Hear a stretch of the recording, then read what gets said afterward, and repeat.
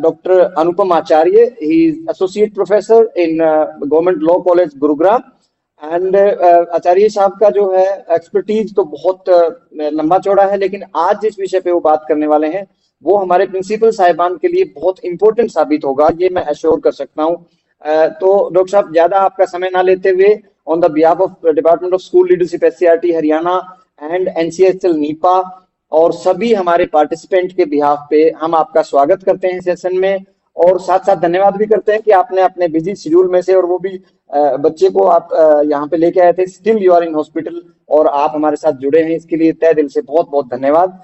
Madam Sushila जी भी आप आपसे कुछ कहना चाहेंगे? मैडम सुशीला जी। नमस्कार अनुपम जी, स्वागत है आपका, और मैं धन्यवादी हूँ कि आपने अपने टाइम की पंक्चुअलिटी के साथ और अपने रिसोर्सेज आप अपने गाड़ी के साथ कैरी करके ले गए, और आपने अपनी कमिटमेंट पे ध्यान देते हुए बिल्कुल राइट समय पे आप हमारे साथ जुड़े, इसके लिए मैं आपकी धन्यवादी हूँ। और आज का जो सेशन है, हमारे जो प्राचार्य हमारे साथ जुड़े हुए हैं, सेलेक्टेड प्राचार्य हैं, 200 के करीब हमारे पास स्कूल प्रिंसिपल्स जुड़े हुए हैं, और उनको अपनी कार्यशैली के साथ साथ कुछ उनके सेफ गार्ड के लिए, हम हमेशा प्रिंसिपल को डराते हैं, ऐसा हो गया तो वैसा हो जाएगा, ऐसा कर लोगे तो वैसा हो जाएगा। तो आज के जो हमारा सेशन है, तो मुझे उम्मीद है कि आपका सेशन सुनने के बाद कम से कम प्रिंसिपल्स ये जान पाएंगे कि उनकी सेफ गार्ड के लिए भी कुछ लाज है, और जो हमेशा उनके लिए एक सुरक्षा का कार्य करेंगे। तो इसी उम्मीद के साथ मैं आपका वेलकम करती हूँ, और हम विधिवत रूप से आप अपना जो सेशन है वो स्टार्ट करें। जी, thank you ma'am, thank you, and please doctor साहब, please take over and start your session. Thank you. Am I allowed, sir? Am I allowed to Yes, present? yes sir, yes. Okay, thank you Dinesh ji. देखिए, मैं सबसे पहले आप सभी का आभार व्यक्त करता हूँ कि क्योंकि आप सभी लोग है ना बिजी हो, और जब भी ह्यूमन रिसोर्स इकट्ठा होता है ना, मतलब जैसे 200 प्लस लोग आप हो, और सारे मतलब गजटेड ऑफिसर्स हो, और एक संस्था को आप संभाल रहे हो, तो जो ह्यूमन रिसोर्स जब इकट्ठा होता है, सोच के देखो कितना मतलब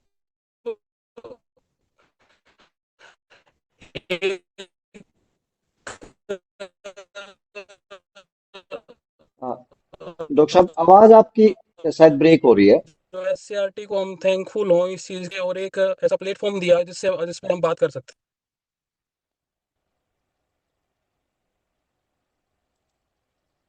अब ऑडिबल है सर? जी जी, अब ठीक है सर। जी जी जी। तो देखिए, इस हम शुरुआत करेंगे लॉज फॉर प्रिंसिपल, और मैं करीब 2012 से एससीईआरटी से जुड़ा हुआ हूँ, और दिनेश सर और बजाज सर, सुशीला मैडम ने मुझे मौका दिया सारे डीओस को ट्रेन करने का, बीओस को, बीआरसीज को, और लगभग मैं उम्मीद करता हूं कि अगर मेरे आंकड़े सही हैं तो 2012 के बाद जो जो प्रिंसिपल्स बने हैं वो कोई ना कोई मेरा सेशन जो है ना वो जरूर अटेंड किया है। और जो है आपका एससीईआरटी का जो मॉड्यूल है पोस्ट का और पोक्सो का और लॉज फॉर प्रिंसिपल का, वो हम लोगों ने ड्राफ्ट किया है आपकी सेफ्टी के लिए, तो वो आप वेबसाइट पे भी रेफर कर सकते हैं, और ये जो लेक्चर है ये एससीईआरटी की वेबसाइट पे भी अवेलेबल है। तो स्टार्ट करते हैं। हाँ, आपका लॉज फॉर प्रिंसिपल के लिए देखिए, जो सबसे पहली चीज है ना वो ये है कि आपको अपने अंदर से डर निकालना है। कैसा डर? मान लीजिए, थोड़ा इंटरेक्टिव रहिएगा प्लीज। अगर आपके घर में कोई बिना बताए आता है तो आप क्या करते हैं उसका? हमने देखा होगा ना, कुली मूवी में एक डायलॉग था famous, Indians and dogs are not allowed. या हम जो कई घरों के बाहर लिखा रहता है, कुत्ते से सावधान। या जो ज्यादा इंग्लिश मैन होते हैं वो लिखते हैं कि ट्रेसपासर्स विल बी प्रोसिक्यूटेड। जब हम अपने घरों में कोई बिना बताए आता है तो उसका हम क्या करते हैं? उसको हम धमकाते हैं, कहते हैं कि आप बाहर चले जाइए, बिना परमिशन के आप अंदर नहीं आ सकते। कोई मुझे बताएगा, am I audible? Anyone from you?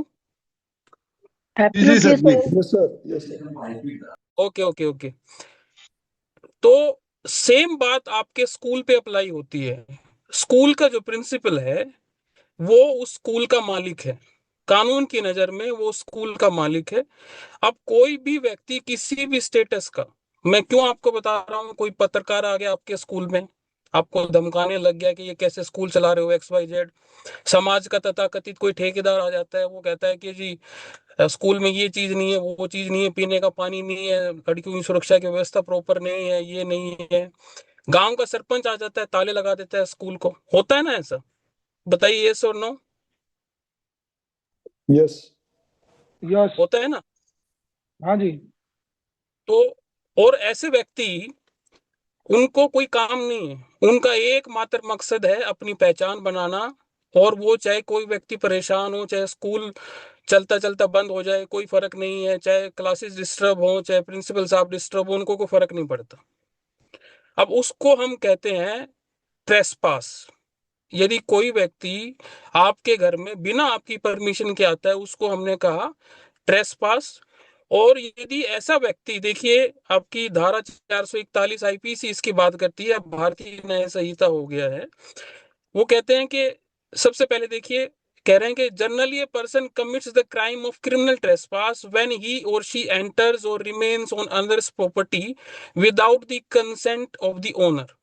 यानी कि किसी भी व्यक्ति के घर में या ऑफिस में जाना बिना उसकी परमिशन के आपका ट्रेसपास है। और यदि ऐसा ट्रेसपास, देखिए लिखा है, the property in question could be a house, apartment, office building और समटाइम्स इवन एन ऑटोमोबाइल और एयरक्राफ्ट।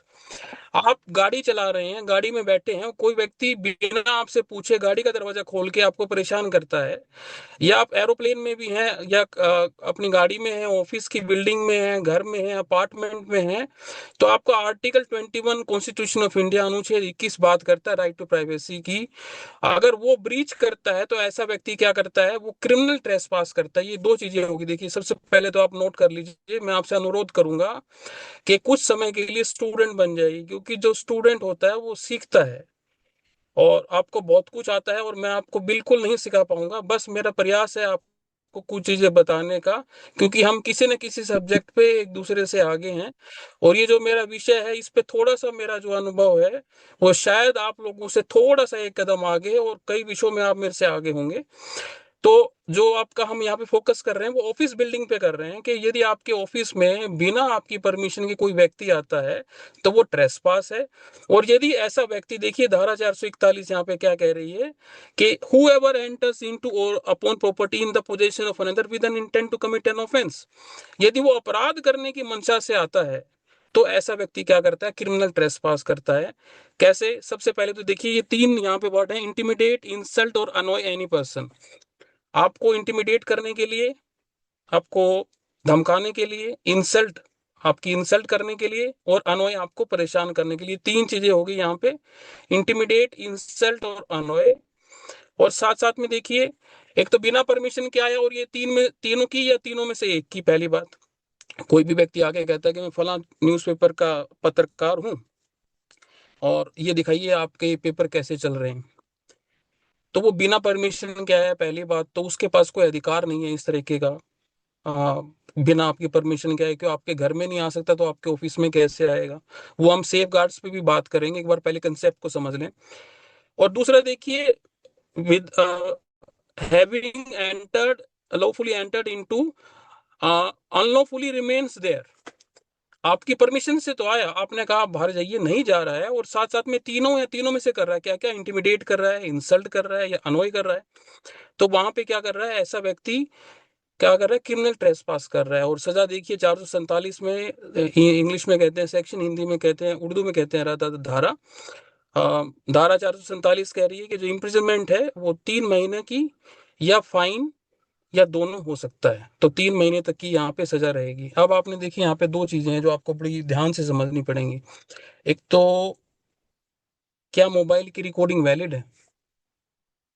दूसरा, सीसीटीवी की रिकॉर्डिंग में और मोबाइल की रिकॉर्डिंग में क्या फर्क है? होपफुली मैं उम्मीद कर रहा हूँ कि आप नोट्स ले रहे होंगे, या कहीं पे भी कुछ ऐसा मेमोरी में या कुछ ऐसा नोट्स अपने टेक डाउन कर रहे होंगे। एक तो सबसे एब्सोल्युटली पहले सर, बिल्कुल। इंडियन टेलीग्राफ एक्ट 1885, इसको नोट करिए, Indian telegraph act 1885 section 25 and 26 ये कहते हैं कि किसी भी तरह की रिकॉर्डिंग बिना आपकी कंसेंट के इलीगल है। किसी भी तरह की रिकॉर्डिंग, अनुपम मोबाइल सर, क्या हम पीपीटी देख सकते हैं आपकी? पीपीटी चल रही है मैडम? पीपीटी नहीं, नहीं चल नहीं रही सर, वो ओपन नहीं हुई। सर ये नहीं चल रही, ओपन नहीं हो रही है। हाँ, ओपन नहीं हो रही है। आपने एक उसको सेलेक्ट करके छोड़ रखा है, ओपन नहीं किया हुआ। देखो, नहीं तो फिर मुझे भेजो, हम यहाँ से चलाएं। एक मिनट, बिना इसके तो फिर क्या वो रह गया। नहीं चल रही हाँ, सर। तभी मैं कह रही हूँ ना। हाँ, वो सर नहीं आप आ पा सारी रहा है, मैं स्लाइड समझ शेयर पा रही करिएगा प्लीज। सारी स्लाइड शेयर करिएगा प्लीज।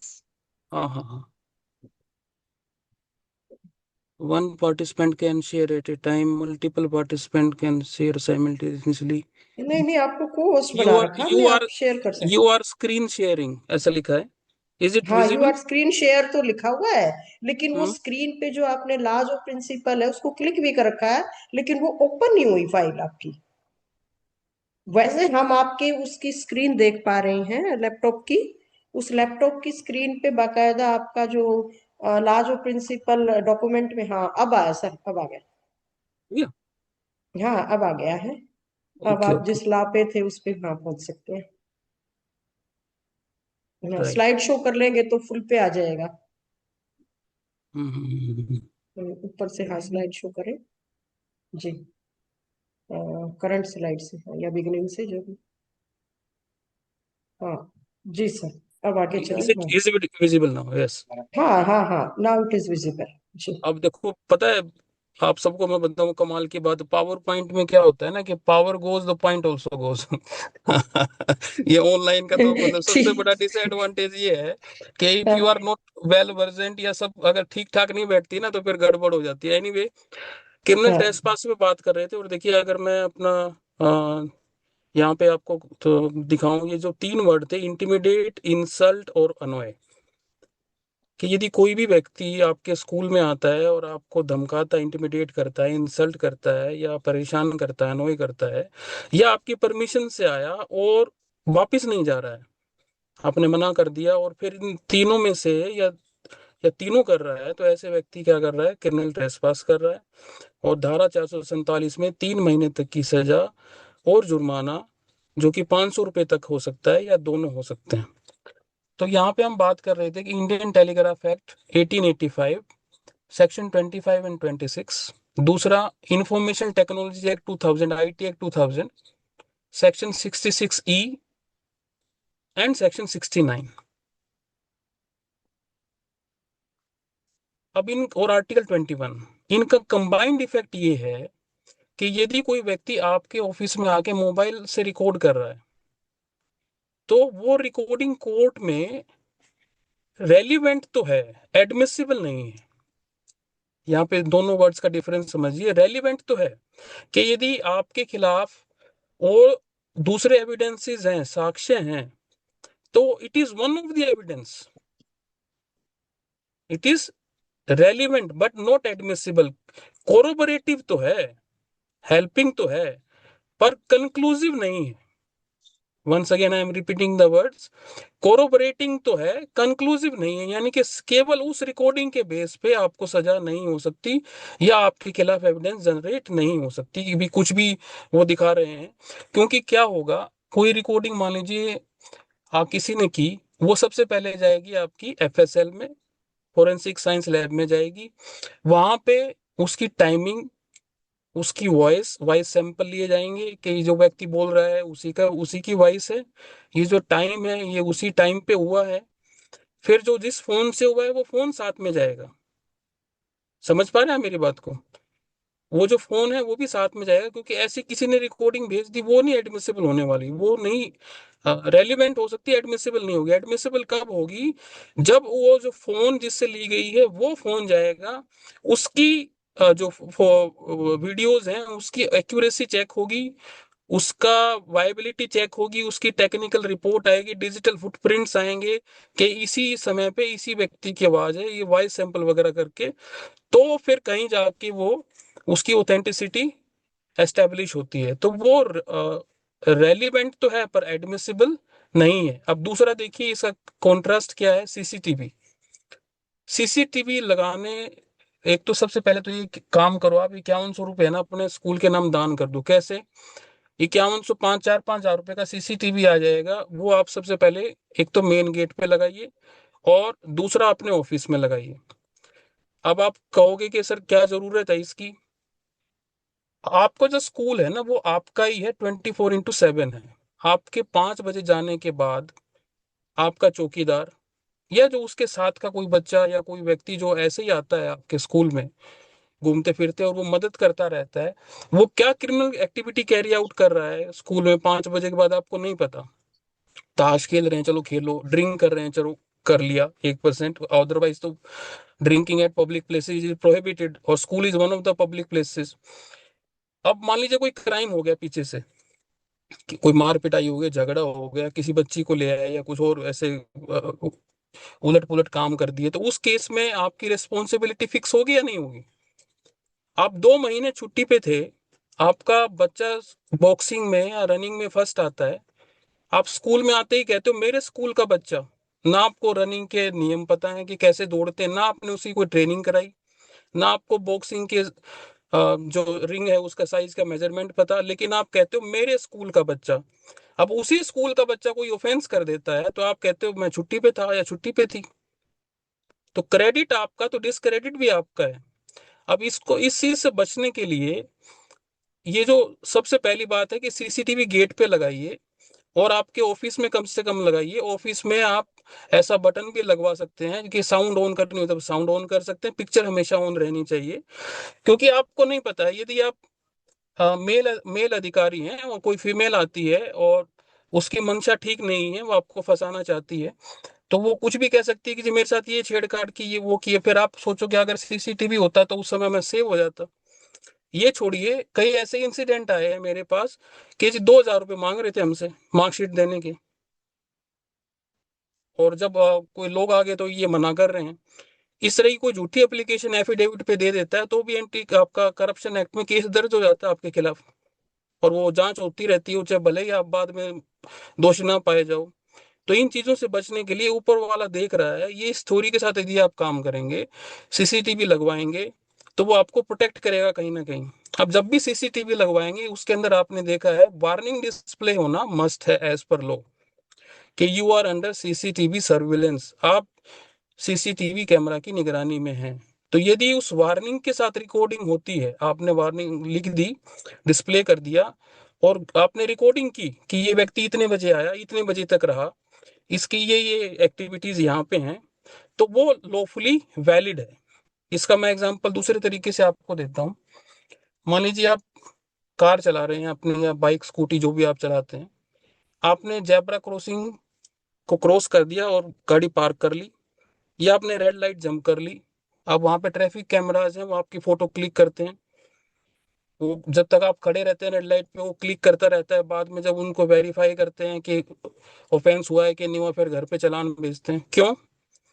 क्योंकि वो लिखा हुआ है वहां पे कि आप कैमरा की निगरानी में हैं, और उस कैमरा से जो फोटो खींची गई है वो कंक्लूसिव एविडेंस है, उसके आधार पर आपके खिलाफ कार्रवाई की जा सकती है। तो सीसीटीवी की जो फुटेज है वो लीगली वैलिड होगी तब जब वो वार्निंग डिस्प्ले होगी। और साथ साथ में एक तो सीसीटीवी वाली बात होगी, दूसरा जो इंपॉर्टेंट चीज है जो मैं हमेशा कहता हूं कि ऑफिसर्स को ऑफिसर्स की तरह बिहेव करना चाहिए। हमसे गलती ये होती है कि हम मान लीजिए अपने क्लर्क के साथ या अपने चपरासी के साथ गाड़ी में जाते हैं डेली और कहते हैं कि मेरे तो रोज के 100 रुपये बच रहे हैं, लेकिन वही आपका जो जूनियर है वो आपकी ठेकेदारी ले लेगा कि कोई नहीं, प्रिंसिपल साहब तो अपनी मुट्ठी में जो कहेंगे वो करवा लेंगे उनसे। तो इसका डिसएडवांटेज ये होता है कि जब हम अपना ऑफिसर्स प्रोटोकॉल फॉलो नहीं करते हैं, तो जाने अनजाने इंग्लिश में कहते हैं कि फैमिलियरिटी ब्रीड्स कंटेम्प्ट, कि जितना आप समीप जाओगे ना उतना जो है वो ऐसा व्यक्ति टेकन फॉर ग्रांटेड लिया जाता है। अब 16 सोमवार करने से अच्छा पति तो मिल जाता है, पर ज्ञान नहीं आता। ज्ञान किसका होता है? जो पढ़ने से होता है। अब वो पति तो मिल गया, फिर वही पति बाद में बुरा लगने लग जाता है क्योंकि मिल गया इसलिए। समझ रहे हैं मेरी बात को आप? तो प्रिंसिपल साहब बहुत अच्छे हैं, लेकिन इतने क्लोज हो गए प्रिंसिपल साहब कि उनको कोई प्रिंसिपल ही नहीं मान रहा है ना। वो एक गांव का सरपंच बन गया कोई, आ, तो सारे जाते तो कोई नमस्ते नहीं करता था। बोले भाई मैं सरपंच बन गया, मेरे को राम राम भी नहीं करते, बोले तू बन तो गया, हम मानते नहीं भाई, वह बात है। तो मैं आपको जो पॉइंट यहाँ पे समझाने की कोशिश कर रहा हूँ कि एसएसबी में हम जब इंटरव्यू लेते हैं ना, OLQ होता है, ऑफिसर लाइक क्वालिटीज, 15 होती हैं वो, आप नोट कर लीजिए प्लीज, और अपने बच्चों को जरूर सिखाएंगे बात। OLQ, officer like qualities, and one of the officer like quality is to maintain the dignity, that is the protocol. लोगों को लगना चाहिए, आपके स्टाफ को लगना चाहिए, या आपके पेरेंट्स को या आउटसाइडर को ये लगना चाहिए कि you are going to meet a principal, principal should behave like a principal.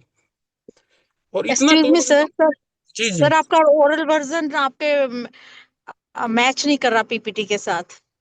नहीं मैं, पीपीटी आपका जो फर्स्ट वाला है वही चला हुआ हाँ है। मैम, इसी इसी पॉइंट पे बात कर रहे हैं हम, इसी पॉइंट पे बात कर रहे हैं, अब ठीक है सर। इसी पॉइंट पे बात कर रहे हैं। एक तो देखिए सीसीटीवी लगाना है कि वो क्रिमिनल ट्रेसपास को रोकने के लिए, दूसरा जो मैं बात कर रहा हूँ मोबाइल रिकॉर्डिंग की और सीसीटीवी रिकॉर्डिंग की, वो हो गया। दूसरा मैं जो पॉइंट है, जो मैं ऑफिसर प्रोटोकॉल की बात कर रहा हूँ, कि जहाँ पे ऐसी एक्टिविटीज नहीं होंगी कि प्रिंसिपल मैडम या प्रिंसिपल साहब तो बहुत सख्त हैं। और एडमिनिस्ट्रेशन के दो मॉडल होते हैं, एक जो है ना, दुनिया में दो ही फोर्सेज हैं, एक तो फियर, एक लव। ये जो भय बिना प्रीत ना हुई, ये आपने सुना होगा कि थोड़ा बहुत जो डर है ना, वो जरूरी है ऑफिसर का, वो मेंटेन रखिए। और एक बोर्ड लगा के रखिए अपने ऑफिस के बाहर, नो एडमिशन विदाउट परमिशन, ये मैंडेटरी है। जिन ऑफिसर्स को मैंने ट्रेन किया है, चाहे वो IIPA हो, हिप्पा हो, IAS IPS को भी ट्रेन किया है, मैं हमेशा कहता हूँ OLQ को फॉलो करो, ऑफिसर लाइक क्वालिटीज को, maintain the dignity of the post. फिर अपनी दोस्ती घर निभाओ अगर आपके कोई क्लोज है तो, लेकिन इन ऑफिस अगर आप निभा भी रहे हो तो दिखना नहीं चाहिए, क्योंकि दिखेगा तो फिर बायस आएगा, फिर दिक्कत आएगी। तो ये क्रिमिनल टेस्ट पास की जो स्लाइड है, पहली स्लाइड, इसमें हमने 3 पॉइंट समझे। एक तो सबसे पहली बात तो आप अपने स्कूल के मालिक हैं, जैसे कोई आपके घर बिना पूछे नहीं आ सकता, ऐसे ऑफिस में भी नहीं आ सकता। और यदि कोई व्यक्ति पूछ के आता है और जब आप कहते हैं जाइए, नहीं जा रहा है और कोई ऑफेंस करता है, तो आप उसको रिपोर्ट करिए। रिपोर्ट नहीं करते हैं ना तो दिक्कत आती है। समस्या ये है कि मान लीजिए कोई व्यक्ति आता है और आपको धमकाता है और कहते हैं कि देख के तेरे जैसे बहुत प्रिंसिपल, तेरे को नौकरी करना मैं सिखाता हूँ, मैं बताता हूँ मैं क्या हूँ, XYZ, 20-50 लोगों को लेके आ जाता है। तो आप रिपोर्ट करिए, ये ऑफेंस है, क्रिमिनल ट्रेसपास। यही मैं आपको यहाँ पे समझाने की कोशिश कर रहा हूँ कि यदि आप रिपोर्ट करते हैं तो रिपोर्ट करने से FIR नहीं होती है। आपका सिलेंडर गुम हो गया, मोबाइल गिर गया, आपका आधार कार्ड गिर गया, हम कहते हैं FIR कराते हैं, FIR नहीं होती, वो होती है NCR, non cognizable report, NCR। अगर ये छोटी छोटी चीजों पे अगर हम FIR करने लग गए तो फिर यही काम रहेगा। तो वो NCR होगी, आपकी क्रिमिनल कंप्लेंट जब जाएगी ना, तो वो पुलिस आएगी, उस लोगों को बुलाएगी, आप कम से कम एक प्रभाव तो आप छोड़ पाएंगे। और आप जाने अनजाने एक उदाहरण पेश करते हैं कि आपको कैसे ट्रीट किया जाए। तो जैसे ही आपके साथ कोई फर्स्ट इंसिडेंट हो, somebody speaking, सुभाष जी आपका माइक ऑन हो गया, प्लीज ओके। तो अगर कोई भी ऐसा फर्स्ट इंसिडेंस होता है तो जाने अनजाने आप है ना एक प्रोटोकॉल सेट कर रहे हैं कि कैसे आपको ट्रीट किया जाएगा। यदि पहले ही इंसिडेंट पे आप सख्ती से पेश आएंगे तो मैं आपको गारंटी देता हूं कि people will not take you lightly, पहली बात, और आपकी रिस्पेक्ट बढ़ेगी उससे, और आपका स्टाफ भी खुश होगा। तो अगर आप अपनी सुरक्षा नहीं कर सकते तो आपके स्टाफ की या बच्चों की सुरक्षा कैसे करेंगे ऐसे व्यक्तियों से, जबकि कानून की नजर में आप ओनर हैं, इंचार्ज हैं उस पूरे के पूरे सिस्टम के, पूरे स्कूल को चलाने के लिए आप जिम्मेवार व्यक्ति हैं। और यदि आप अपनी सुरक्षा नहीं कर पा रहे हैं ऐसे असामाजिक तत्वों से, तो फिर बाकियों की कैसे करेंगे। तो इनको डील करने का सबसे अच्छा तरीका है CCTV लगाना और एक बोर्ड लगाना, नो एडमिशन विदाउट परमिशन। क्योंकि ऐसी वार्निंग डिस्प्ले करने के बाद आप कह सकते हैं कि देखो जी, हमने तो लिख रखा है कि आप CCTV की कैमरा की निगरानी में हैं और इसकी सारी एक्टिविटीज रिकॉर्ड हो गई हैं। मोबाइल की रिकॉर्डिंग रेलिवेंट है पर एडमिसिबल नहीं है। ये बात यहां तक क्लियर है। इस स्लाइड पे कोई किसी को डाउट हो तो बताइए। Anybody else? No. Thank you. देखिए ये तो सत्य है, हर क्लास में एक सत्य होता है, एक झूठ होता है। ये तो सत्य है कि मैं पढ़ा रहा हूँ, पर ये झूठ है, सारे पढ़ रहे हैं।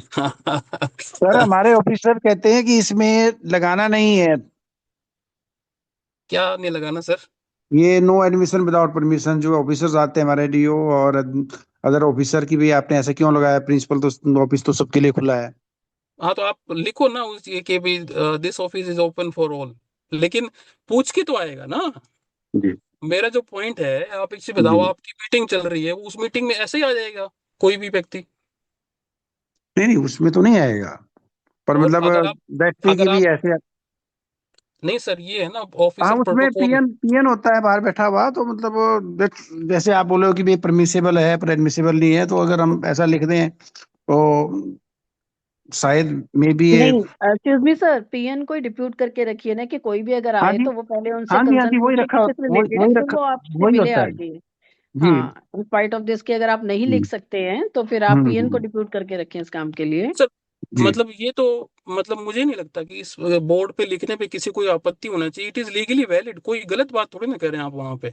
नहीं नहीं, बिल्कुल लीगली है सर, जो आप कह रहे हो वो लीगली है, पर मैं बता रहा हूँ ना कि हमारे ऑफिसर ऐसा करते हैं। तो सर उसको है ना, मतलब आप थोड़ा सा लिमिटेड रेस्ट्रिक्टेड एंट्री कर सकते हैं जी कि जी, भी यस सर। ऐसा नहीं है ना कोई भी अपनी मर्जी से आ जाए, ऐसा नहीं होना चाहिए। देखिए जी यहाँ पे पहली बात हो गई ट्रेसपास को हमने समझ लिया कि वो ऐसा व्यक्ति क्रिमिनल ट्रेसपास करता है। दूसरा, हमें सीसीटीवी लगाना है। मोबाइल की रिकॉर्डिंग जो है ना एडमिसिबल नहीं होती है, रेलिवेंट है, ये चीज़ क्लियर हो गई। और इंडियन टेलीग्राफ एक्ट और आपका आईटी एक्ट का मैंने आपको एग्जांपल दे दिया। मैंने ट्रैफिक चालान के माध्यम से आपको समझाया कि कैसे कैमरा की रिकॉर्डिंग लीगली वैलिड होती है, सीसीटीवी की, मोबाइल की नहीं होती है। और कोई भी व्यक्ति वो फेसबुक पे इंस्टाग्राम पे डालने के लिए तो ठीक है कि मोबाइल की रिकॉर्डिंग कर रहा है ऐसे, लेकिन वो कोर्ट के अंदर जब ये चीजें जाती हैं तो कोर्ट जो है ना सीधा बड़ा सख्त होता है। खासकर ये जो इवन कई पुलिस वालों की नौकरी भी गई इस बात पे कि उन्होंने कॉल रिकॉर्डिंग करने की कोशिश की या कॉल डिटेल निकाली किसी की। It is not legally permissible at all. ये आर्टिकल 21 का वायलेशन है। हालांकि आपकी जानकारी के लिए बता दूं कि सारी इंटरनेशनल कॉल रिकॉर्ड होती हैं, चाहे वो व्हाट्सएप के थ्रू ही क्यों ना हो। दूसरा, व्हाट्सएप कॉल को भी पुलिस सुन सकती है और इंटरसेप्ट भी करती है बहुत सारी कॉल्स को, कि ये ऐसा जरूरी है लॉ एंड ऑर्डर मेंटेन करने के लिए, ये ध्यान रखिए। Coming to the next slide, ये बहुत इंपॉर्टेंट चीजें हैं जो आपको समझनी पड़ेंगी। केवल और केवल 3 एक्ट ऐसे हैं मेरी नज़र में, अगर आप मेरे से पूछो कि सर कौन से ऐसे लॉज हैं जिनकी हमें पकड़ होनी चाहिए, तो ये 3 लॉ मैं आपको सजेस्ट करता हूँ अपनी तरफ से। एक तो पोक्सो है, देखिए 2012 वाला पोक्सो का एक्ट और रूल्स दोनों पढ़ने हैं आपने। आपने सुना होगा कि चप्पल पहन के गाड़ी चलाने पे चालान काट दिया पुलिस वाले ने। ऐसा मोटर व्हीकल एक्ट 1989 में नहीं लिखा, पर मोटर व्हीकल रूल्स में लिखा है। जब सुशीला मैम ये एक सेशन कराती है मेरा पोस्ट का, तो उसमें जब भी कोई लेडी, मान लीजिए पीड़ित महिला, उसमें वर्ड है एग्रीड वुमेन, कंप्लेनेंट नहीं है, ये ध्यान रखिए।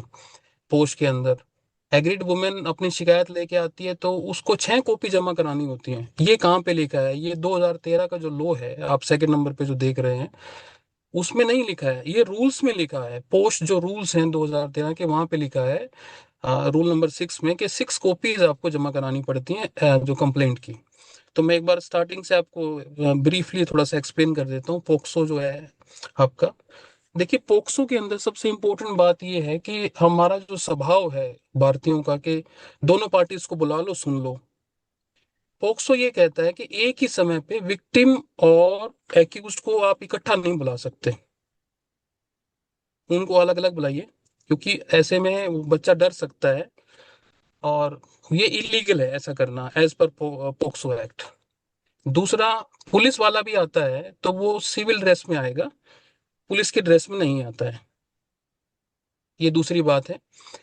तीसरी बात इसके अंदर ये है कि जैसे ही पोक्सो का कोई भी मामला आपके संज्ञान में आता है, विद इन 24 आवर्स आपको नियरेस्ट पुलिस स्टेशन को इन्फॉर्म करना होता है। ये ध्यान रखिए आप इस बात को, विद इन 24 आवर्स।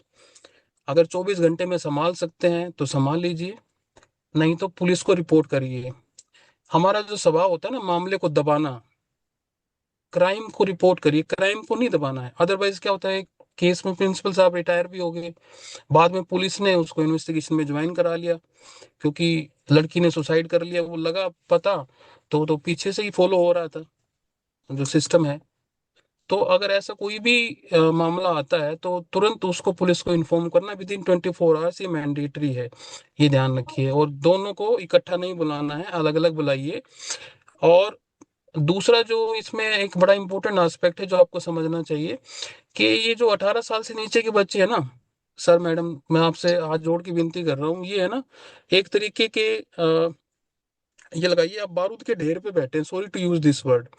कुछ है ना, मतलब ऐसे बच्चे भी होते हैं जो सही नहीं होते हैं, मतलब उनकी टेंडेंसी अच्छी नहीं होती है, जाने अनजाने मतलब वो क्राइम करते रहते हैं।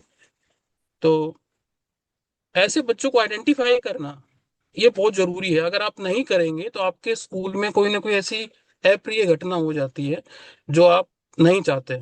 और उस समय जो है ना, लीडरशिप वही होती है जो मोबाइल ऑन रखे और लोगों से बात करे, अब इस मामले को संभाले। तो ये 3-4 चीजें इसमें है। पोक्सो में एक अलग से कभी सेशन लेंगे तो फिर इस पे और आराम चर्चा करेंगे, हालांकि आप सवाल पूछ सकते हैं लास्ट में। दूसरा जो इम्पोर्टेंट लो है वो है आपका prevention of sexual harassment at work place वाला। इसमें है एक तो कमेटीज भी मैं आपको बताऊंगा कौन कौन सी बनानी है। इसमें जो इम्पोर्टेंट बात है वो ये है कि जो एग्रीड वुमेन जो कंप्लेंट लेके आती है उसकी 6 कॉपीज लेनी है आपने, और आपको विद इन 7 डेज एक्यूज को उसकी कॉपी देनी होती है। ये नोट करते जाइए, मेन मेन पॉइंट आपको बता रहा हूँ। और 10 डेज के अंदर एक्यूज को रिप्लाई करना होता है। इंटरनल कमेटी, कंप्लेंट वर्ड तो हट ही गया, इंटरनल कमेटी हो गया है। जो कमेटी की चेयरपर्सन है वो सीनियर मोस्ट विमेन होगी। एक बार एक मेडिकल कॉलेज में इंक्वायरी में मैं गया तो वहाँ पे पोस्ट कमेटी में जो है ना सेकंड वुमेन इन कमांड को चेयरपर्सन बना रखा। तो मैंने पूछा कि सीनियर मोस्ट को क्यों नहीं बनाया, तो उन्होंने कहा जी रिफ्यूज कर दिया। मैं कहा रिफ्यूजल इन राइटिंग दिखाओ, तो सर राइटिंग में तो नहीं लिया। तब इलीगल कमेटी होगी ना वो, मेरा पॉइंट समझिए। Senior most women should be the chairperson, वो नहीं है उस पोस्ट कमेटी की, तो वो कमेटी गलत हो गई। अब कमेटी के 4 मेंबर्स में से एक एनजीओ का मेंबर होना मस्ट है, ये ध्यान रखिए। 50% स्टाफ शुड बी फीमेल, और जो एनजीओ का मेंबर है उसका तजर्बा कम से कम 5 साल का हो। ये कहाँ पे लिखा है? ये पोस्ट रूल्स में लिखा है, एक्ट में नहीं मिलेगा आपको। इस पोस्ट के ऊपर मैंने सुशला मैम ने करवाया था, मतलब डीओ से लेके और आपके बीआरसी और प्रिंसिपल्स, लगभग टॉप लीडरशिप से लेके और आपके बीआरसी तक हमने इसको पोस्ट को अच्छे से एक्सप्लेन किया एससीईआरटी में जब जब मौका मिला। तो पोस्ट का जो मेन पॉइंट है जो आपको समझना है कि सीनियर मोस्ट फीमेल आपके एरिया की, आपके स्कूल की इसकी चेयरपर्सन होगी। यदि नहीं है तो आप डिपार्टमेंट को लिखिए कि जी हमारे पास विमेन नहीं है, तो वो आपको देंगे, या कम से कम आप इन्फॉर्म कर देंगे तो यू विल बी सेफ। क्योंकि यदि कोई इंसिडेंट होता है तो अगर आपकी कमेटी इलीगल है, सर इलीगल सीनियर मतलब मोस्ट एज वाइज और पोस्ट वाइज? पोस्ट वाइज जी, post wise. Excuse me sir, अगर आई मीन जैसे माई सेल्फ प्रिंसिपल, तो मैं चेयरपर्सन रहूंगी सर पोस्ट कमेटी की। मैम मैं इसका मैं आपको बताऊंगा, अगर आप सीनियर मोस्ट हो तो आप रहोगे, लेकिन आप मत बनो, वो कमेटीज में डिस्कस करेंगे, उसके कुछ ड्रॉबैक्स भी हैं, ओके सर मैं प्लीज। बताऊंगा, हाँ बताऊंगा ओके। आपको। तो पोस्ट के अंदर देखिए जो एक तो ये पॉइंट हो गया, सीनियर मोस्ट चेयरपर्सन जो है वो सीनियर मोस्ट फीमेल होगी। 50% स्टाफ फीमेल होना चाहिए। हमारे हरियाणा में एक डिपार्टमेंट में कंप्यूटर ऑपरेटर को इसका मेंबर बना रखा था। तो इस तरह की चीजें ना हो ये ध्यान रखिए, मतलब थोड़ा बहुत तो कोई रिलेशन होना चाहिए। एनजीओ का मेंबर किसी एडवोकेट को ले सकते हैं, किसी पेरेंट को ले सकते हैं जो मतलब लॉ वगैरह कर रखी हो या सोशल वर्क का बैकग्राउंड हो उसका कुछ ऐसा, तो वो मेंबर होना एनजीओ का मस्ट है।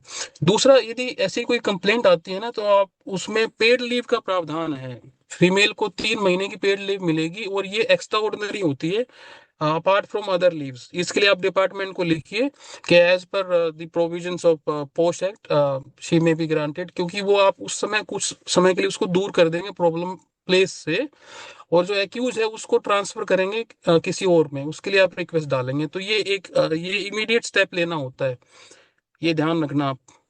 मतलब उसको विक्टिम को आपने 3 महीने की पेड लीव्स देनी है, और एक्यूज को ट्रांसफर कराना है किसी और डिपार्टमेंट में, तो इससे प्रॉब्लम जो है वो काफी हद तक रिजोल्व हो जाती है। मतलब you keep the problem away from the place, from the accused person. और दूसरा आरटीआई में जी इन केस ऑफ स्टूडेंट, एक बार इसको फिर से बताएं सर। जी मैं जो कह रहा हूँ आप स्टूडेंट के केस में और बताना प्लीज। है जी, in case of girl student sexual harassment का वो मामला आता है। सर मैं ना ये जो सेक्सुअल हरासमेंट ऑफ विमेन की बात कर रहा हूँ, विमेन का मतलब 18 साल से ऊपर। सर नीचे का भी साथ है के लिए प्लीज सर, मेरी रिक्वेस्ट आपसे। अच्छा ठीक है। देखिए इसमें है ना पॉइंट ये है कि यदि कोई फीमेल जो है एट वर्क प्लेस यदि वो सेक्सुअल हरासमेंट की शिकार होती है, तो इसमें कुछ चीजें हैं जो आपको समझनी पड़ेंगी। देखिए सबसे पहले तो सेक्शन 2A में लिखा है एग्रीड वुमेन, कंप्लेनेंट वर्ड नहीं है। एग्रीड यानी पीड़ित महिला होगी। पीड़ित महिला कौन होती है? जो सिर्फ एलिगेशन लगाएगी वो पीड़ित महिला। प्रूव करना नहीं करना वो उस कानून में नहीं लिखा है कि एविडेंस देगी ये करेगी। अगर उसने सिंपल शिकायत कर दी तो आपके खिलाफ कार्रवाई स्टार्ट हो जाती है वहां पे। वो फिर बाद में जांच का विषय है कि वो सही है या गलत है। पहली बात 6 कॉपी जमा कराएगी। दूसरी बात, तीसरी बात, जैसे ही उसने कंप्लेंट दी आप डिपार्टमेंट को लिखिए कि इनको 3 महीने की पेड लीव दीजिए। ये प्रोविजन है वहां पे। मैं आपको सुशीला मैम आपको पीपीटी भी शेयर कर देगी। ये आपका मैनुअल भी बना हुआ है एससीईआरटी वेबसाइट पे भी, वहां पे आप देख सकते हैं। मतलब लिखा हुआ है हमने ये पोस्ट वाला। और दूसरा है कि उसको दूसरी प्लेस पे ट्रांसफर करने की रिक्वेस्ट डालना। और इसमें एक और बड़ी इंपॉर्टेंट बात है कि आरटीआई एक्ट में कोई भी इंफॉर्मेशन आपने नहीं देनी है। उसकी भी सख्त मनाही है कि क्या इंटरनल कमेटी ने कहा, क्या एक्यूज का नाम है, क्या विक्टिम का नाम है। अखबार वाले कुछ भी लिखें उससे आपका कोई मतलब नहीं। आप अपने मुंह से नो कमेंट ही बोलेंगे बस। जब भी कोई आपसे पूछता है, कोई पत्रकार या बाहर वाला, नो कमेंट। और इसमें एक और बड़ी इंपॉर्टेंट बात, हम क्या करते हैं ना मजाक मजाक में या हमारा जैसे परनिंदा सम सुख नहीं व्हाट्सएप पे मैसेज शेयर करते रहते हैं। व्हाट्सएप पे भी शेयर करना इलीगल है, ये ध्यान रखिए। वो मतलब ब्रीच है प्रोविजन का, पोस्ट का, कि ऐसे व्हाट्सएप पे शेयर वगैरह नहीं कर सकते आप जो सेक्सुअल हरासमेंट के मामले हैं। और अब जो पीड़ित महिला जो है उसने सिंपल एलिगेशन किया तो वो क्या है, आपकी पीड़ित महिला होगी, उसको प्रूव नहीं करना है। हालांकि उससे मांग सकते हैं कि आप अपना एविडेंस दीजिए। अब इंटरनल कमेटी ने पाया कि ये फेक एलिगेशन है, तो यदि इंटरनल कमेटी लिख दे कि it was found that the allegation are baseless and the lady is making false complaint, तो आपके जो सर्विस रूल्स हैं अकॉर्डिंग टू दैट सस्पेंशन और डिसमिसल दोनों हो सकते हैं, प्रोवाइडेड इंटरनल कमेटी लिखे। लेकिन होता ये है कि राजीनामा हो जाता है और ये कहते हैं कि भी मैं यहाँ से केस वापस ले लूंगी अगर वो पता लगता है कि फेक है, और कंप्लेंट वापस ले लूंगी मैं, और ये कह दूं कि मिसअंडरस्टैंडिंग होगी, तो उधर से आप इस तरह की कार्रवाई मत कीजिए। तो जो पोस्ट के अंदर इम्पोर्टेंट बात है सीनियर मोस्ट फीमेल का होना। ये अभी जैसे मैम ने पूछा कि भी क्या मैं बनूं, वो कमेटीज में डिस्कस करेंगे उसको करते हुए। पोस्ट में कोई आपका सवाल हो तो पूछिए प्लीज। एक्सक्यूज मी सर, ये जो पॉश एक्ट है सर, ये सिर्फ जो वर्किंग प्लेस पे जो वर्किंग एम्प्लॉयज हैं, लेडीज हैं, जो उनको रिलेटेड ही है उसमें। आई मीन जैसे स्कूल में जो स्टूडेंट्स हैं वो पॉक्सो के अंडर ही आएंगे ना सर वो सब?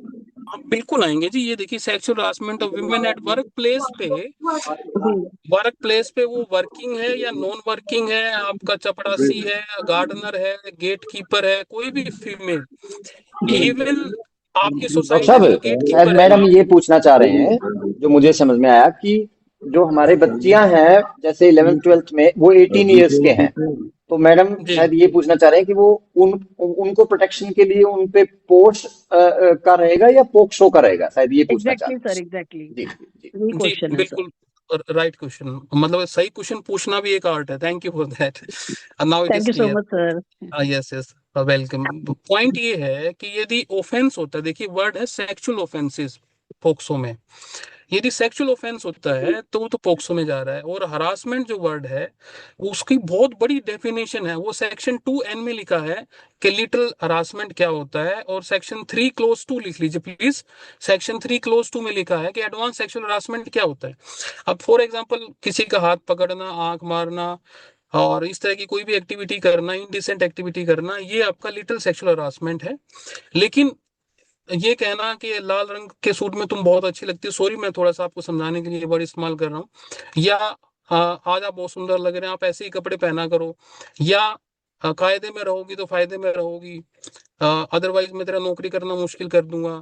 एक हिंदी के टीचर ने एक प्रिंसिपल साहब से स्पोर्ट्स का चार्ज मांगा। मैं आपको एक प्रैक्टिकल बिल्कुल इंसिडेंट वाली बात बता रहा हूँ। ये जब पोस्ट की ट्रेनिंग की तो एक प्रिंसिपल साहब ने पूछा तो उन्होंने नहीं दिया, दूसरी बार मांगा नहीं दिया, तीसरी बार उन्होंने केस कर दिया। तो प्रिंसिपल सारे ही कह रहे कहाँ सेक्सुअल हरासमेंट हुआ है। सेक्सुअल हरासमेंट का मतलब लिटरल सेक्सुअल हरासमेंट नहीं, एडवांस सेक्सुअल हरासमेंट है। वर्क प्लेस पे कंजीनियल एनवायरनमेंट नहीं देना फीमेल को भी सेक्सुअल हरासमेंट है। एक बार एक रिटायरमेंट पार्टी में प्रिंसिपल साहब ने वो जैसे डांस वांस हो रहे थे, हाथ पकड़ के फीमेल का डांस के लिए खींच लिया। अब वो सेक्सुअल हरासमेंट का केस बन गया वहां पे।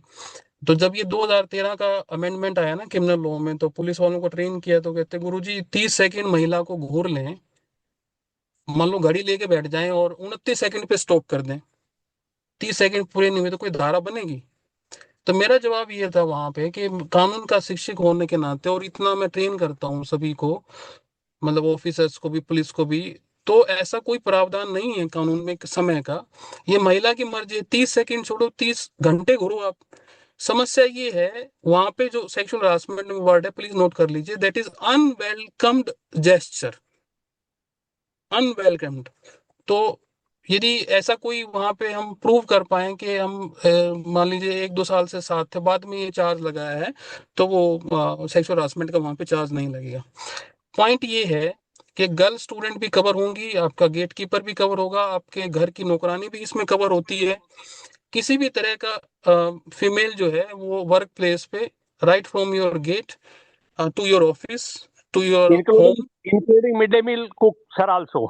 Yes of course. और साथ साथ में सर मैं आपको बताऊं, आपने बहुत अच्छा पॉइंट मुझे याद दिलाया कि एक जो आपके स्कूल के बाहर खोखा होगा या कोई दुकान होगी, उसका जो चाय वाला आपके ऑफिस में आता है और वो आपकी फाइल वगैरह इधर से उधर कर देता है, आपके काम करता है, यदि वो भी हरासमेंट करता है, that person will also be treated as employee of your place as per this act. तो बी माइंडफुल कि कौन व्यक्ति आ रहा है और कौन ये रिप्रेजेंट कर रहा है कि मैं स्कूल का पार्ट हूं, तो वो स्कूल का पार्ट माना जाएगा वहां पे। और देखिए जो वर्ड जो है, और साथ साथ में आपने एक बहुत अच्छी चीज और यहाँ पे याद दिलाई कि कोई आदमी इंचार्ज है, सिर्फ एडिशनल चार्ज है, तो ये कोई ग्राउंड नहीं होगा कि मेरे पास एडिशनल चार्ज है। तो जब आप उस चार्ज आपको मिला हुआ है इन राइटिंग, आप फुल फ्लेजेड प्रिंसिपल हो या नहीं हो, उससे कोई फर्क नहीं है। whoever is in charge, whoever is responsible for administrative thing will be liable। अब यहाँ पे जो पॉइंट है, जो मुझे समझ में आ रहा है कि आपको इस थोड़े से समय में जो बताया जाएगा, अगर में सागर भरा जाए, वो है कि सेक्सुअल हरासमेंट के विद इन 7 डेज, 7वें दिन आपको पुलिस को रिपोर्ट करना है, पोक्सो में विद इन 24 आवर्स करना है। आप है ना भाईचारा निभाते रह जाओगे और बाद में फंस जाओगे, ये ध्यान रखना। ऑफेंस को रिपोर्ट करना है। आपको लगा 6 दिन में कंट्रोल कर सकते हैं तो ठीक है, नहीं कंट्रोल कर सकते पुलिस को रिपोर्ट करिए, आपका काम हुआ फ्री। इसमें कोई डाउट हो तो बताइए। पोक्सो के 24। डॉक्टर साहब मैं रिक्वेस्ट करूंगा, nothing happened in my surrounding कि बच्ची रास्ते में आ रही है, स्कूल के रूटीन में स्कूल नहीं आई, उसका चाचा आया घर पे, आता है स्कूल में कि जी लड़की को छाता देना है, बरसात के टाइम की बात है। तो पता लगा लड़की स्कूल में आई नहीं, she was outside the school. उसके बाद उसने झगड़ा किया वहां पे घर जाके। अब हुआ क्या, मैं थोड़ा सा ग्रुप में ही शेयर करना चाहता हूँ। लड़की की माँ, क्योंकि आप एडवोकेट हैं और आप कानून के ज्यादा ज्ञाता हमसे, और आप यहाँ इस प्लेटफॉर्म पे बात की जा सकती है क्योंकि हर भाई इसी मुकाम पे बैठा है, इसी बारूद के ढेर पे जो वर्ड यूज किया सारे बैठे हैं। लड़की की माँ लड़की को पकड़ के लेके जाती है और लड़के के घर पे जाती है। लड़के की माँ ने उसको धमका दिया। लड़का गवर्नमेंट जॉब में था, लड़के की माँ ने लड़की की माँ को धमकाया, उस लड़की को धमकाया। लड़की घर आके अपनी माँ के साथ थाने में आती है, केस दर्ज कर दिया। यानी केस दर्ज होने से पहले ही वो जो अभी आप बता रहे हो बातचीत चलती है, और आखिर मतलब भी देख लो तुम्हारा सुलझता है तो, क्योंकि वो 2-3 साल से इंटेंगल उसमें थे, इंटेक्ट थे। अब इन परिस्थितियों में जैसे ही मामला बिगड़ा, पोक्सो लग गया, उस दिन के बाद वो लड़की भी उस स्कूल में नहीं जा रही, और हालात इतने कॉम्प्लिकेटेड हो गए, वो लड़का उस दिन से ही फरार है, पोक्सो उसके ऊपर लग गया। ऐसी कंडीशन हर स्कूल की स्थिति बन जाती है जब भी बिगड़ती है। सही से चलता रहता है। तो इन परिस्थितियों और सुनो सर, इसमें दिक्कत क्या हुई, संस्था को नहीं बताया गया, स्कूल को नहीं पता, क्योंकि लड़की स्कूल में आई नहीं जी। हमें तो, यानी कि जैसे संस्था को तो बाद में कई 10-15 दिन बाद जब लड़की नहीं आ रही है, 2-3 दिन बाद ही कार्रवाई शुरू कर दी, पता लग गया अभी हाँ ये हो रहा है मामला, और ये मामला हो गया है, लड़की आज तक स्कूल नहीं आई। अब लड़की की माँ आती है, बोला जी हमारी का नाम लिख लियो। भाई फोन किया उस टाइम लगातार रिपीटेड लड़की की माँ के पास कि मैडम इसका, ये लड़की फोन उठाए नहीं। बोला जी हमने क्या मेरा कौन फोन कर दे, हम तो अनपढ़ हैं। मगर बहन जी फोन उठाने में कोई दिक्कत थोड़ी होती है। अब इन परिस्थितियों में सर स्कूल के अंदर माहौल बिगड़ता है, सिचुएशन भी खराब होती है, संस्था का नाम भी खराब होता है। ये चीजें सर ज्यादा कॉम्प्लिकेटेड है। तो सारे साथी, करीब 200 से ऊपर साथी बैठे हैं, इस चीज पे विहंगम दृष्टिपात करें कि हमें बहुत ज्यादा कुछ बेईमान बन के रहना होगा। शक की नजर अगर नहीं रखेंगे तो आंख के दीपक तले अंधेरा होता रहेगा, ये ध्यान रखें। सर आपकी परमिशन से ना मैं लीगल एस्पेक्ट इसमें बताता हूँ सर। एक तो है ना डेली एब्सेंट रिपोर्ट करना व्हाट्सएप पे। जी सर। पहली बात, वो बच्ची नहीं आई, मैं एक आइडियल प्रिंसिपल की प्रैक्टिस बता रहा हूँ सर। जी ये सर। आइडियल उसकी के बच्ची एब्सेंट आपकी क्लास में, पहली बात कितने दिन में नाम कट जाता है सर स्कूल से ऑफिशियली? शायद 10 दिन में का कटता है, लड़के का 7 दिन में, लड़की का 10 दिन। हाँ, गर्ल्स तो का 10 days sir, girls 10 with in days 10 days, yes, 10 तो डेज 10 गर्ल्स के लिए, बॉयज के डेज गर्ल्स के लिए बाद सर 10 डेज 6 से 8 नाम नहीं कटता, है जी। 6 से 8 क्लास तक नाम नहीं कटता। नहीं, नहीं 6 चलो सर। अबाउ की बात सर हो मैं रही है। इसमें मैं सर मेरा हाँ। मेरा सबमिशन सुनिए सर प्लीज। मैं ये कहता हूँ कि कोई भी बच्चा 6 दिन 7 दिन नहीं आ रहा, आप एक लेटर लिखिए ऑफिशियली प्रिंसिपल की तरफ से, या जो भी आप इंचार्ज बनाएंगे, मैं कमेटीज में आपको बताऊंगा कि आपका बच्चा रेगुलरली एब्सेंट है क्लास से, और अगर अटेंड नहीं करता तो इन फ्यूचर उसका नाम काट दिया जाएगा। ऐसा लेटर लिखने में कोई दिक्कत है? नहीं सर। नहीं, तो ये लेटर लिख के आप, एक रजिस्टर्ड पोस्ट एक्नॉलेजमेंट ड्यू होता है सर, एक एक्नॉलेजमेंट कार्ड लगता है 6 रुपए का, वो ऐसे केसेस में आपको पता है कि यह मामला बिगड़ सकता है, तो वो पोस्ट कर दीजिए और उसकी ऑफिशियल कॉपी अपने डॉक्यूमेंट में रखिए, डॉक्यूमेंट फाइल में, कि जी हमने तो 3 बार इनको शॉर्ट अटेंडेंस का नोटिस भेजा हुआ है। तो ऑफिशियली जो है ना आप सेफ हो जाएंगे कि बच्चा स्कूल नहीं आ रहा है और वो अब्सेंट है। ये एक इसमें लॉकअप पॉइंट है।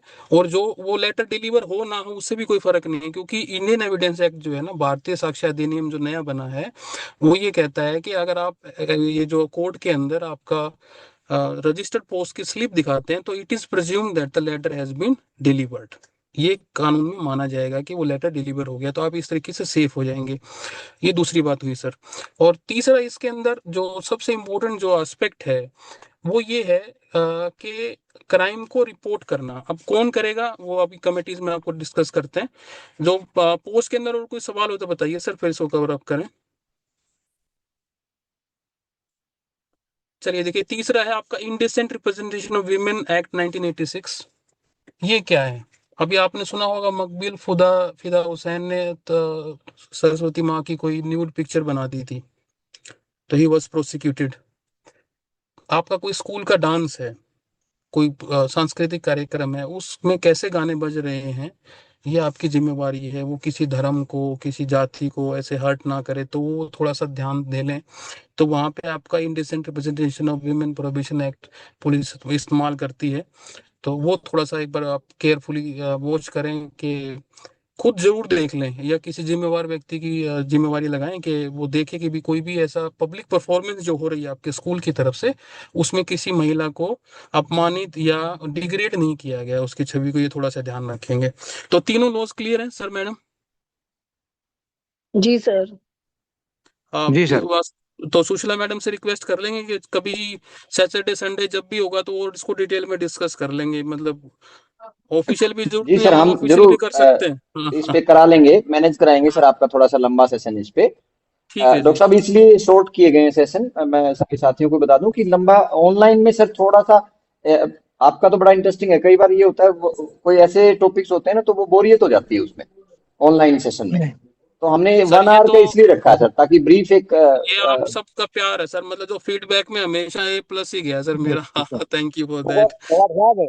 डॉक्टर साहब का जी। थोड़ा सा 15 मिनट बढ़वा दो प्लीज। कोई नहीं, चलो देखते हैं सर अभी। सर जी। पेड़ उनमें निकलता है जिनमें होता है। डॉक्टर साहब मोटी बात आचार्य जी ये है इसलिए कह रहे हैं। हाँ हाँ हाँ हाँ। सर ये चलिए। सेशन इसलिए भी इम्पोर्टेंट है क्योंकि हमारे प्रिंसिपल्स के I mean security point of view से, बिकॉज अभी तक जो भी सेशंस में हम पढ़ते हैं वो औरों के लिए हम जो क्या सर्व करना चाहिए वो हमें बताया जाता है, तो इसमें थोड़ा सा जी ये जरूरी है जी सेशन मैम। हमारे लिए, उसमें हम ये अपने आप को सेव कैसे निर्मल कर मैम, सकते हैं। हमारा जो यहाँ से काम है वो यही काम है कि बस आप लोगों जी की ऐसे ही फीडबैक, क्यों डॉक्टर साहब, ऐसे ही फीडबैक बिल्कुल आते जी, रहे कि बिल्कुल हमारा जो बिल्कुल इवन बिल्कुल। अरेंजमेंट है, जो टाइम शेड्यूल है, जी टाइम टेबल है, वो भी बड़ा लॉजिकल है। निर्मल मैम आपने नोट किया, उसके लिए थैंक यू आपका। बिल्कुल sir, thank you so much sir. चलिए, जी अब ये डॉक्टर साहब सारे प्लीज प्रिंसिपल कंक्लूड करते हैं साहिबान जो जी। है ना, जी मतलब ये नोट कर लीजिए या स्क्रीनशॉट ले लीजिए, ये 4 कमेटीज मेरे अकॉर्डिंगली आपके स्कूल में होनी चाहिए, चाहे वो मतलब सुप्रीम कोर्ट के डिसीजंस हों या जो लॉज हों। तो ये मेरा आपको हम्बल सजेशन है। एक तो देखिए एंटी सेक्सुअल हरासमेंट कमेटी, ठीक है ना, ये बनाइए। इसमें किसी फीमेल को बनाइए, इसका कन्वीनर बनाइए, वर्ड यहाँ पे कन्वीनर होगा। और इसमें ओड नंबर्स रखेंगे सारी कमेटी में, 1 3 5 7। तो मेरा सुझाव है मतलब 3 मेंबर ही रखिए, क्योंकि ज़्यादा होने की वजह से ना कई बार डिसएग्रीमेंट हो जाता है और बात बन नहीं पाती है। तो 3 ही काफ़ी हैं। और एक डिसिप्लिनरी कमेटी है। डिसिप्लिनरी कमेटी में आप स्पोर्ट्स टीचर को जनरली प्रेफरेंस रहती है, जो मेरा अनुभव रहा है, क्योंकि ऐसा बच्चा वो स्पोर्ट्स के बच्चों से कनेक्ट होता है। और तो जो भी आपको ठीक लगे, डिसिप्लिन जो मेंटेन कर सकता है, वो यहाँ पे कन्वीनर बना सकते हैं। इसमें थोड़ा सा ज़्यादा रखिए, 5 या 7 रखिए। हाँ, क्योंकि ये बड़ी इंपॉर्टेंट कमेटी रहेगी, मैं आपको अभी आगे बताऊंगा। और एक आपका एंटी रैगिंग कमेटी है। एंटी रैगिंग कमेटी में प्रिंसिपल ही चेयरपर्सन हो सकता है एज पर लॉ, ये ध्यान रखिए। सर हमारे स्कूलों में रैगिंग तो होती नहीं। सर यूं तो पोस्ट का भी कोई इंसिडेंट नहीं होता सर, भगवान ना करे हो। लेकिन ब्रजेश मैं सर, कहूँ, ये सिर्फ सर जो है वो शेयर कर रहे हैं, जरूरी नहीं है कि भगवान ना करे, सही कह रहे हैं कि ऐसा कुछ हो, लेकिन उसको हमें समझना बहुत जरूरी है ब्रजेश सर। अच्छा, तो बनाना एक है चाहिए। सर। और जिस दिन को पंगा हो जाए, कोई लड़की कोई किसी लड़की, चाहे लड़कियों का स्कूल हो, लड़की ने लड़कियां सिर फोड़ दिया तो क्या करोगे। मेरे पिछले स्कूल बिल्कुल की आप। घटना है सर। आचार्य जी, उस लड़की ने क्या काम किया, 10वीं क्लास की बच्चियां थी, बोले ये लड़की, उसने उस पर उंगली दी, बोले बेटा उंगली मत कर वरना उंगली काट के तेरे हाथ से पकड़ा दूंगी। और उसके हम्म। बाद मामला तहसील तक पहुंचा, मारने तक की नौबत आ गई थी सर। तो ऐसा कुछ भी नहीं सर, आफत का बाजी है, बना लीजिए, बचाव में ही बचाव है। बिल्कुल है सर, मैं आपको बताऊं, कागज का पेटा कागज से भरेगा।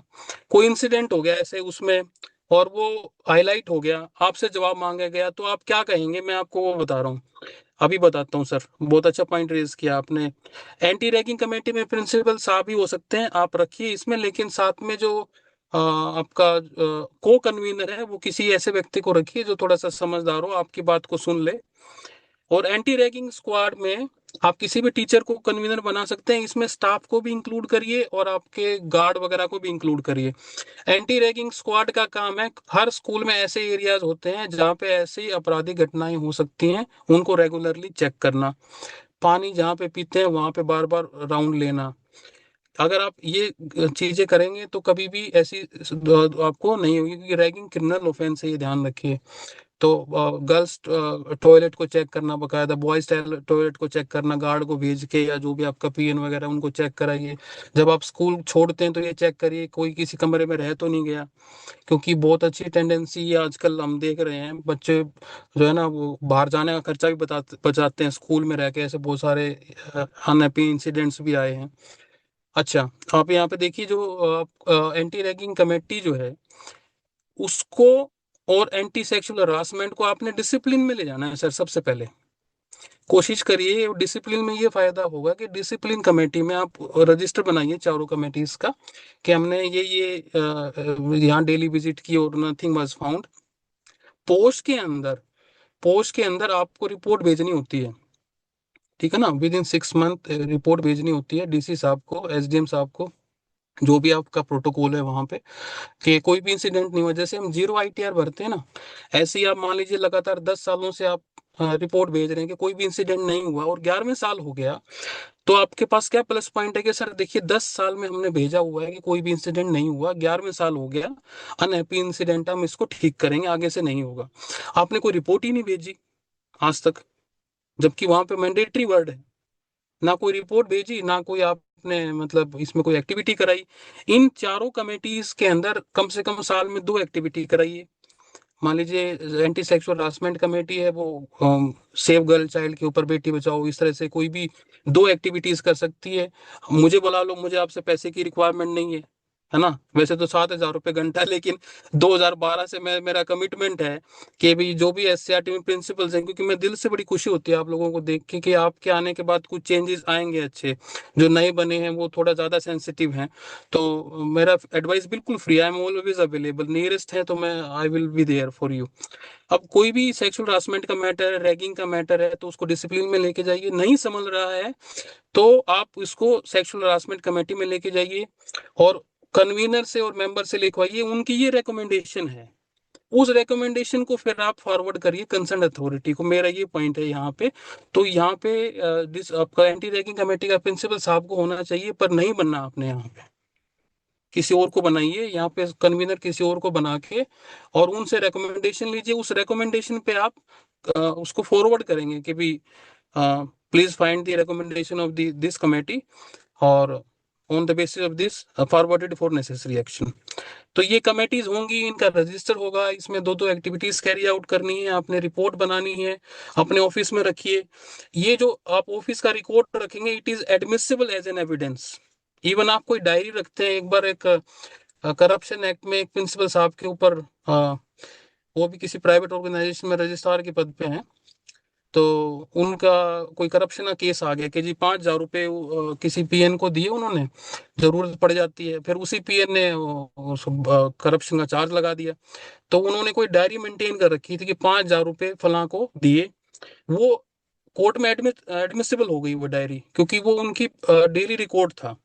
तो ये जो सारे आपके रजिस्टर होंगे, आप इस पे साइन करेंगे, counter sign, convener, member sign करेंगे, तो it will be an official record, it will be admissible in courts. और इन केस कोई बुरा इंसिडेंट होता है तो ये चीजें हमें बचाएंगी।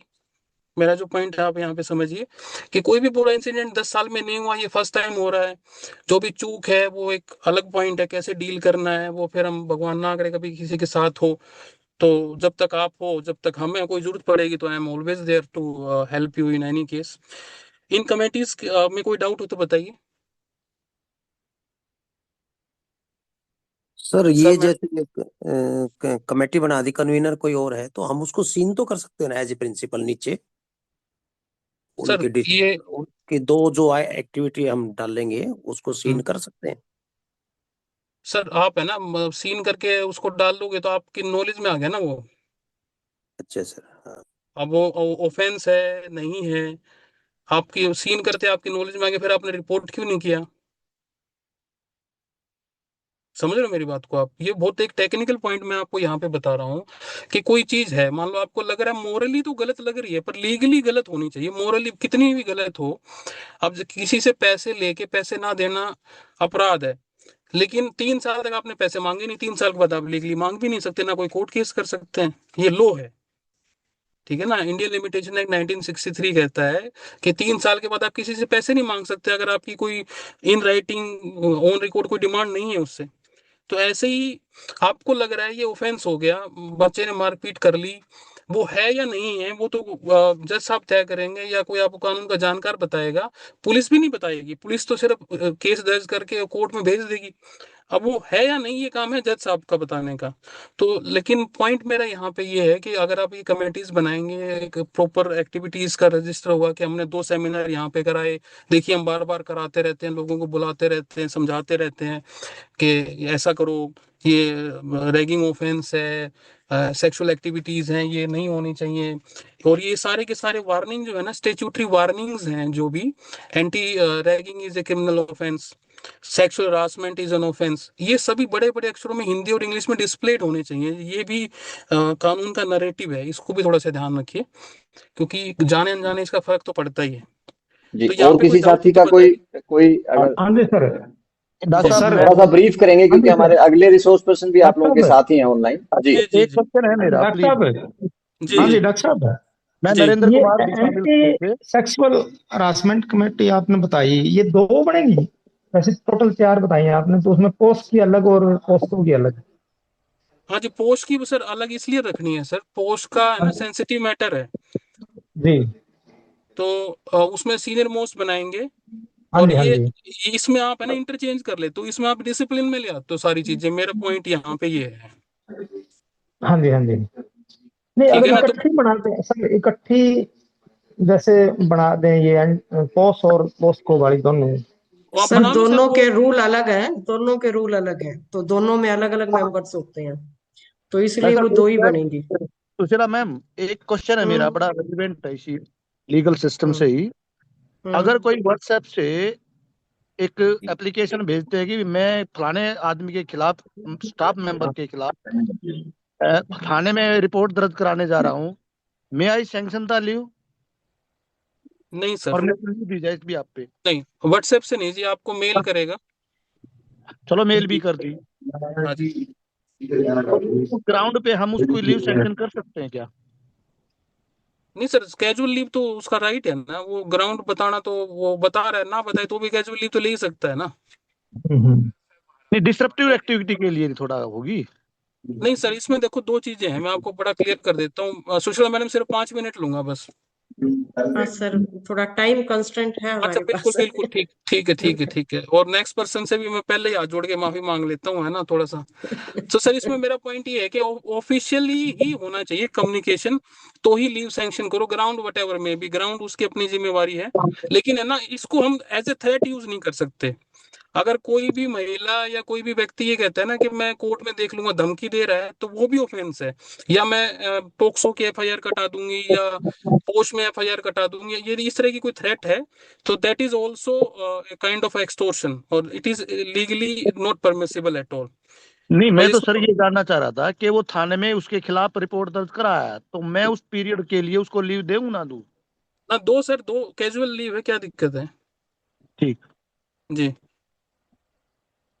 चलिए सर लास्ट में कंक्लूड करते हैं, क्योंकि नेक्स्ट रिसोर्स पर्सन भी वेटिंग है। मेरा देखिए नटसेल में आप सबसे अनुरोध ये है कि अभी आए सारे बच्चे, नानी ने भी बोल दिया और कुछ मैं नानी। देखिए, मैं सिर्फ 2 वर्ड को पकड़ना है आपने, एक है वर्ड इलीगल, एक है अनलॉफुल। अनलॉफुल पता नहीं क्या क्या है, वो आप कभी भी नहीं जान पाओगे, मैं भी नहीं जान पाया आज तक लॉ में रहते हुए। इलीगल क्या है बस ये पता होना चाहिए। इलीगल मतलब जो कानून में स्ट्रिक्टली मना कर रखा है ना, वो काम नहीं करना आपने। जैसे जो पोस्ट की कमेटी है उसमें सीनियर मोस्ट फीमेल होनी चाहिए। यदि कोई महिला मना करती है बनने से, तो आप इन राइटिंग उससे रिफ्यूजल लेंगे, ये ध्यान रखिए। पोस्ट की कमेटी में यदि कोई डिसेंटिंग जजमेंट है किसी का, मान लो ये कहता है कि जी मेरे हिसाब से तो पुलिस को रिपोर्ट नहीं करना, तो उससे लिखवा लो कि भी क्यों मना कर रहे हो आप। वर्बल मत रखिए, ऑफेंस को रिपोर्ट करिए। बाकी आप इतने समझदार हैं आप सभी कि क्या रिपोर्ट करना या ना करना। मेरा सिर्फ आपसे हाथ जोड़ के अनुरोध ये है कि कोई भी ऑफेंस को अंडर रिपोर्ट करना या जीरो रिपोर्ट करना, ये भी अपने आप में ऑफेंस है। और ऐसे ऐसे प्रिंसिपल साहब हैं, इवन प्राइवेट स्कूल्स के भी, सरकारी स्कूल के प्रिंसिपल की तो और भी जिम्मेवारी है, जिनको रिटायर होने के बाद भी पुलिस अभी तक परेशान कर रही है। तो इन्हीं शब्दों के साथ वाणी को विराम देता हूँ। आशा करता हूँ कि आपको जो छोटा मोटा मैं आपको आपके साथ शेयर कर पाया वो आपके लिए यूजफुल होगा। Thank you very much. बहुत बहुत सर प्लीज धन्यवाद आपका सर, फोन बहुत नंबर, बढ़िया। डॉक्टर जी साहब आपका फोन नंबर दे दीजिए प्लीज। जी मैं सर ग्रुप में शेयर, सर 97 हम ग्रुप में शेयर कर देंगे, ग्रुप कोई में दिक्कत कर नहीं। देंगे शेयर। और सर की with due permission of professor Anupam, हम इनकी पीपीटी भी जो है वो आपके ग्रुप में शेयर कर देंगे। अभी कर देते हैं साथ साथ ही। तो ठीक सब है आप सर, हमें थैंक शेयर कर देंगे, हम इनको आगे पास ऑन कर देंगे। ठीक है, तो थैंक यू। हम धन्यवाद करते हैं डॉक्टर साहब का फॉर्मली। और सर हमेशा रेडी रहते हैं, और ये जो बात करके जाते हैं उस पे रहते भी हैं कि भाई जब भी आप मेरे से बात करो या जब मेरी जो हेल्प हो आप ले सकते हैं।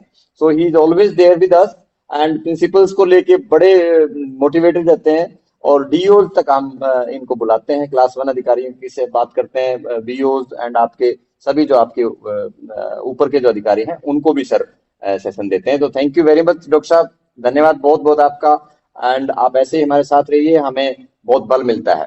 Thank you very much. Thank you sir, thank you जी, थैंक यू।